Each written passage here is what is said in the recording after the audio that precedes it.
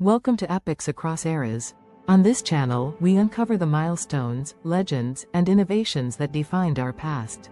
Today, we'll explore one of humanity's most transformative achievements, the birth of agriculture in ancient China.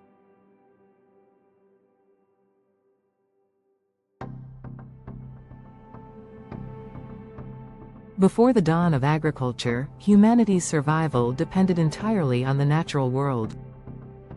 Early humans hunted wild animals, gathered berries, roots, and nuts, and moved constantly in search of food. However, around 10,000 BCE, everything began to change. The Neolithic Revolution marked humanity's first steps toward controlling their environment instead of adapting to it. In China, this transition unfolded gradually. The northern plains, rich in fertile soil, became the cradle of millet farming, while the southern Yangtze River Valley saw the domestication of rice. These two crops became the foundation of ancient Chinese agriculture, providing consistent food supplies and fostering stability. Farming required more than just planting seeds. It was a complex process that demanded planning, observation, and patience. Early farmers needed to understand soil quality, rainfall patterns, and how to store seeds for the next planting season. They experimented with different techniques, learning which crops thrived under specific conditions. Domestication of animals played an equally critical role. Pigs, one of the first domesticated animals in China, provided meat and could survive on food scraps. Chickens, ducks, and even water buffalo followed, offering not just food but also labor for plowing fields. This combination of agriculture and animal husbandry laid the groundwork for more advanced societies.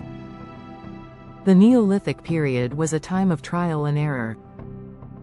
Successes and failures shaped farming practices, and the knowledge gained was passed down through generations. This accumulated wisdom allowed communities to grow, transforming scattered groups of foragers into thriving villages. Farming in Neolithic China was labor-intensive and required innovation.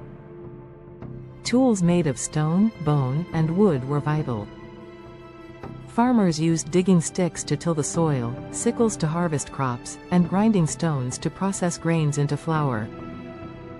These tools, though simple by today's standards, revolutionized life for Neolithic humans.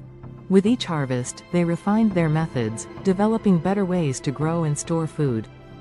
Early granaries, constructed from clay and stone, protected surplus crops from pests and harsh weather. Farming wasn't just a solitary activity, it brought people together. Communities worked collectively to dig irrigation canals, build storage facilities, and protect crops from wild animals. This spirit of cooperation was a defining feature of Neolithic agricultural life. Beyond the fields, farming also influenced other aspects of life. The surplus of food allowed people to focus on pottery, toolmaking, and even trade. Pottery was particularly important for storing food and water, and its intricate designs tell us about the emerging culture of the time. The transition to agriculture reshaped not only how people ate but also how they lived. Permanent settlements began to emerge around fertile lands, forming the first villages and small towns.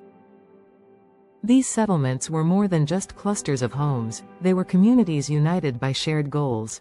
With stable food supplies, populations grew, and people began specializing in different tasks.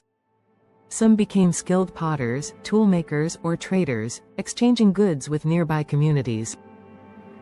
This division of labor marked the beginning of organized society. The sense of community also gave rise to rudimentary governance. Decisions about irrigation, storage, and crop protection were made collectively, laying the foundation for the more complex social hierarchies of later dynasties. The dawn of agriculture in China was more than a technological breakthrough, it was a turning point in human history. By taming the land, early humans took their first steps toward building the civilizations we know today. Agriculture allowed humans to settle, innovate, and grow. It fostered cultural development, population expansion, and the eventual rise of cities and states.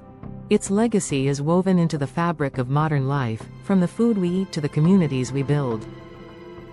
Thank you for watching Epics Across Eras. If you enjoyed this journey through history, make sure to like, subscribe, and hit the notification bell so you never miss an episode. Until next time, keep questioning, keep learning, and keep exploring the epics that define us all.